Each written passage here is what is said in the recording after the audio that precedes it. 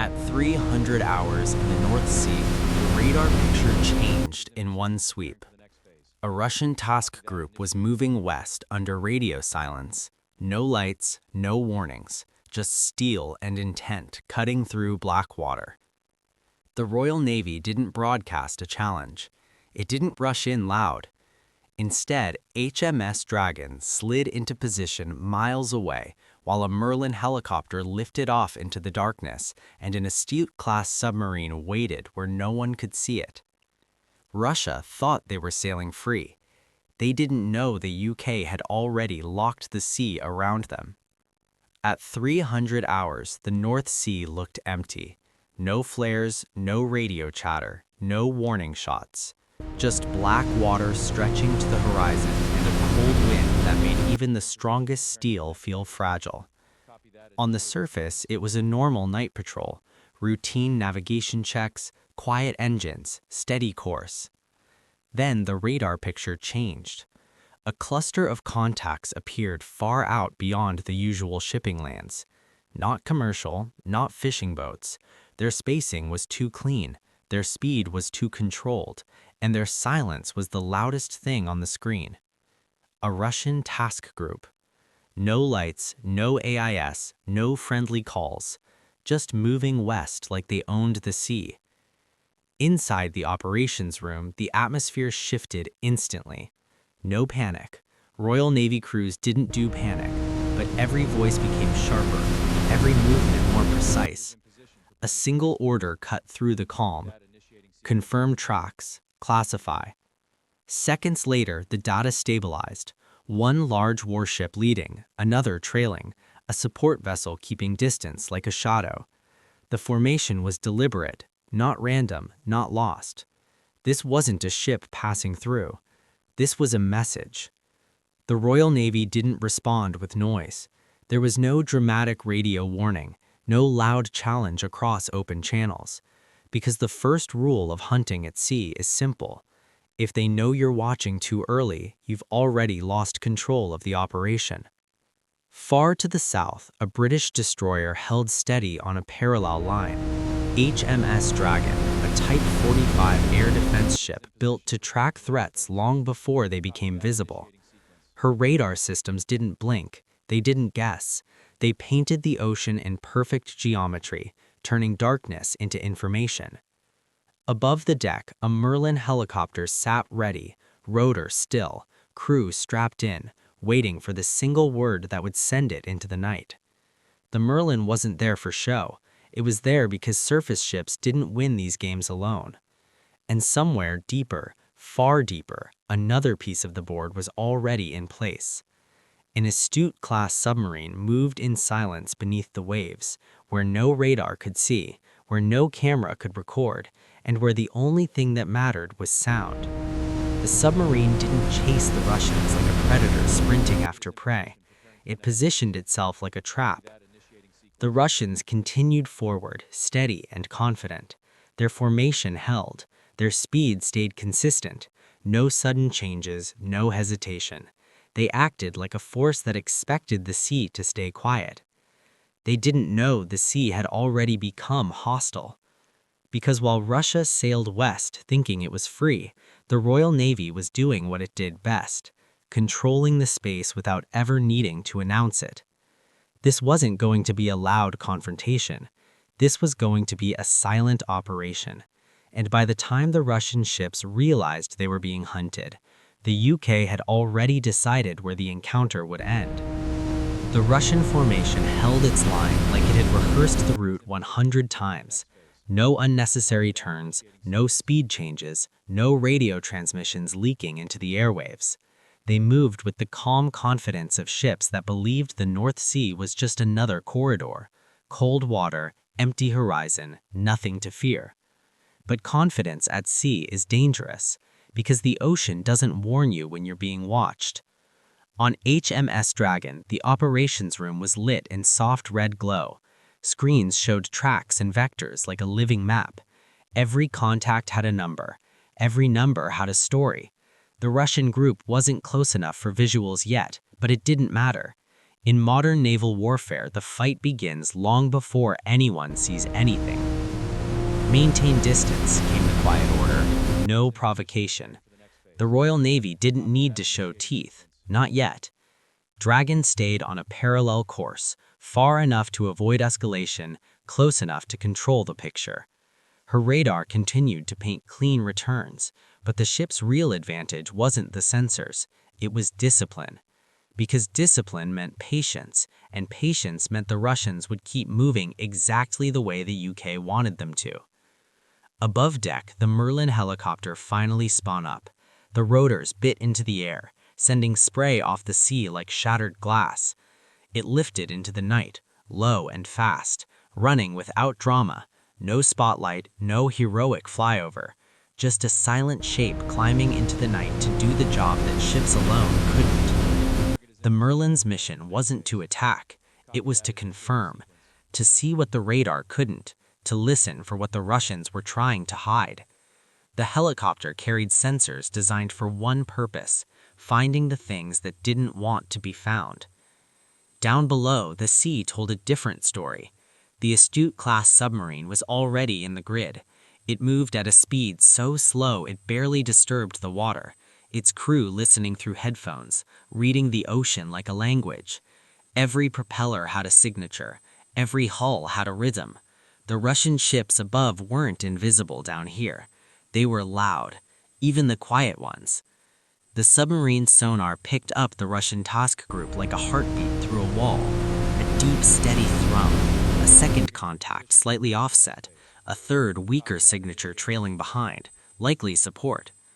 The British captain didn't speak much. He didn't need to. Everyone on board understood what this meant. They weren't just tracking ships, they were mapping intent. Because Russian warships didn't sail this close to NATO routes without purpose. They came to test reactions, probe response times, push boundaries without firing a shot. A show of presence, a reminder that the sea could still be contested.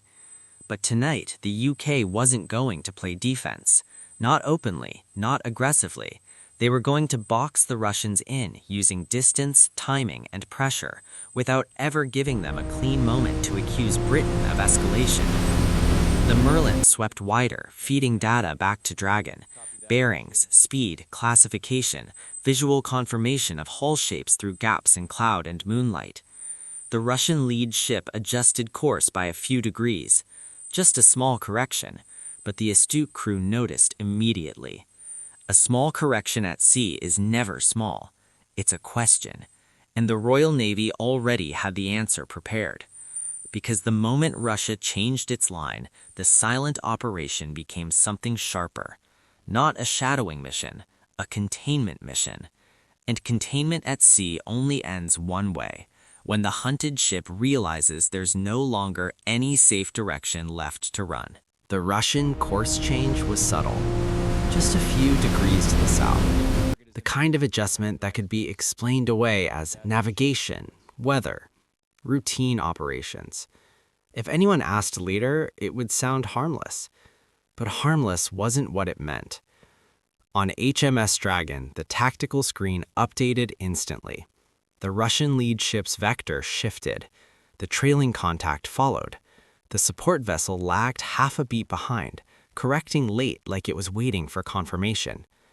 That tiny delay was the first crack, because fleets don't move like that unless someone is thinking too hard. The Royal Navy didn't react with speed. It reacted with control.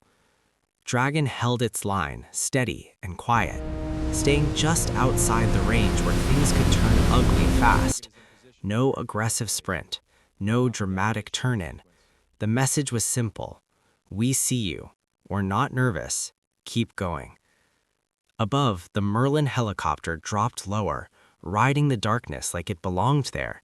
The crew scanned the sea surface through sensors and optics, watching for anything that didn't fit the picture.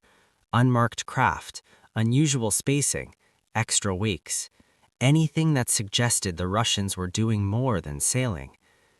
Then the Merlin's operator spoke one sentence that tightened the entire operation. Possible additional contact, low profile, bearing 210. A fourth signature. Not obvious, not loud, but present. A ship that wasn't sitting neatly inside the formation. A ship that didn't want attention. On Dragon's screen, it appeared as a weak return, almost like clutter, until the tracking software locked it into a steady pattern. Same speed, same direction, same intent. The Russians weren't just moving a task group, they were moving something with it, something they didn't want NATO to focus on. The UK's response was immediate, but still silent. A new order came through in a calm voice. Shift the box. Dragon adjusted course slightly, not toward the Russians, but around them, angling to cut off the southern escape route without looking like a direct intercept. It was a move that wouldn't raise eyebrows in a press release, but on the tactical map, it did something brutal. It narrowed options. Deep beneath the waves, the Astute-class submarine had already sensed the change. The Russian ship's propeller tones shifted as they corrected course, and the submarine followed like a shadow stitched to their hulls. The captain didn't chase them from behind. He moved ahead, slowly, quietly, into the space they were trying to reach. Because submarines didn't hunt ships by being faster, they hunted by being unseen in the right place. The Russian fleet pushed on, but now the formation felt less confident. The lead ship made another slight adjustment, then steadied. The second warship held position, but its movement wasn't perfectly matched anymore. Micro-corrections began to show up like nervous habits. On the surface, nothing looked wrong, but inside the pattern, the rhythm was breaking. The Merlin circled wider and dropped a sonar buoy, letting the ocean listen back. The buoy's data fed into the British network, adding a deeper layer to the picture. And that's when the second truth emerged. The extra contact wasn't just a ship, it was being protected. The Russians were shaping their movement around it, shielding it from the most direct lines of approach. The lead warship stayed between it and Dragon's bearing. The trailing ship stayed just far enough back to discourage anyone trying to slip behind. That wasn't escort behavior for a normal vessel. That was escort behavior for something valuable, or something illegal. The UK didn't need to guess what it was yet. They only needed to do one thing first: stop it from leaving. Dragon's course tightened again, still measured, still professional. The Merlin held station overhead like a quiet threat, and below, Astute moved into the exact piece of ocean the Russians would have to cross if they tried to break away. The Russians thought they were controlling the sea with silence, but now the silence belonged to Britain. And the moment they realized they were boxed in, they would do what hunted ships always do. They would make a desperate move. And that desperate move was exactly what the Royal Navy was waiting for. The North Sea stayed calm on the surface, but the situation underneath was turning violent in slow motion. The Russian task group kept moving, but the spacing was no longer textbook. The lead ship began tightening its turns, shaving degrees off the course like it was searching for a gap that wasn't there. The trailing warship drifted wider, then corrected back in. Small movements that meant only one thing. They were checking for pressure. They were looking for the British edge of the net. On HMS Dragon, the operations room remained quiet. No one celebrated. No one spoke like they'd already won. Because in naval operations, the moment you relax is the moment the enemy slips away. Hold the box, the command came again. Dragon stayed disciplined. It didn't close aggressively. It didn't force a collision of pride. It simply remained present, always visible on radar, always close enough to be felt, never close enough to give Russia an excuse. Above, the Merlin helicopter hovered at distance, shifting from observation to control. Its sensors kept feeding the picture back to Dragon, and every update made the situation clearer. The fourth contact, the low-profile ship, was trying to stay hidden behind the Russian warships like a child behind taller men. But now it couldn't. The sea lane was narrowing. The UK had positioned itself perfectly, Dragon controlling the surface picture, the Merlin controlling the unknowns, and somewhere below, the Astute-class submarine controlling the one thing Russia couldn't argue with: the water itself. Deep underwater, the Astute sonar crew listened to the Russian propeller tones change tone. The lead ship increased speed slightly, not enough to look like a sprint, but enough to create separation. The escort formation tightened more aggressively, shielding the unknown vessel. Then, the Russian commander made the first real mistake. He turned east. Not a full retreat, not a panic maneuver, just a sudden, sharp course correction that said everything without saying a word. He was trying to break contact, trying to pull his protected ship away from the British containment line. That move would have worked against a slower reaction force, but the Royal Navy wasn't reacting anymore. It was anticipating. Dragon adjusted instantly, not charging straight in, but cutting the angle, turning the ocean into a wall. The Merlin shifted position and tracked the protected vessel directly, refusing to let it hide in the wake of warships. And below, the Astute-class submarine did the one thing surface ships couldn't do. It moved into the escape corridor, silent, invisible, unavoidable. In the Russian formation, tension finally broke through the professionalism. Their movements became sharper, less smooth, more urgent. The lead ship began broadcasting short encrypted bursts, quick enough to avoid detection, but not quick enough to stay unnoticed. They were calling for options. They were asking what to do when the sea itself stopped cooperating. On Dragon, the British crew didn't answer with words. They answered with presence. A warning was transmitted on an open channel, measured, official, impossible to twist into provocation. Russian Naval Group, this is Royal Navy warship. You are being monitored. Maintain safe separation. It wasn't a threat. It was a lock on the mind. Because once that message went out, Russia couldn't pretend it was unseen. They couldn't claim surprise later. The operation was now recorded, logged, undeniable. The Russian response came back cold and clipped. Royal Navy vessel, we are conducting routine operations in international waters. Routine. That word again. It always meant the same thing. We will do what we want unless you stop us. Dragon didn't argue. It didn't escalate. It simply held the line. And that's when the protected vessel made its move. It broke formation. It tried to slip away behind the escort ship's wake, turning hard and accelerating like it had been waiting for the moment to run. The Russian warship reacted instantly, shifting to cover it, trying to block British sensors and force Dragon to keep distance. But the Merlin was already above it. The helicopter's optics caught the hole clearly now. No clean markings, no obvious identity. A ship that didn't want to be named. The kind of ship that only traveled with warships when something illegal was on board, or something that couldn't be allowed to be found. The UK didn't need to guess what it was yet. They only needed to do one thing first: stop it from leaving. Dragon's course tightened again, still measured, still professional. The Merlin held station overhead like a quiet threat. And somewhere below, Astute moved into the exact piece of ocean the Russians would have to cross if they tried to break away.